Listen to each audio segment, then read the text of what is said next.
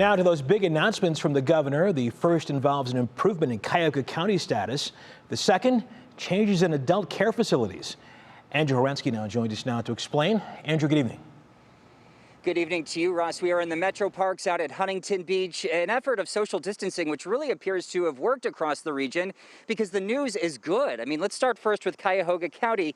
Today, Governor DeWine announced that Cuyahoga moved from level 3 or red to level 2 orange. 7 counties to be taken off the red list.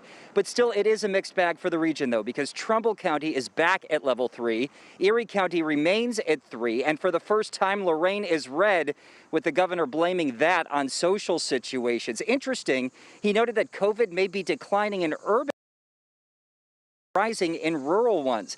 Next, let's talk about senior and adult daycare centers. Closed since mid-March, they will be allowed to reopen on September 21st, but with changes, of course, right?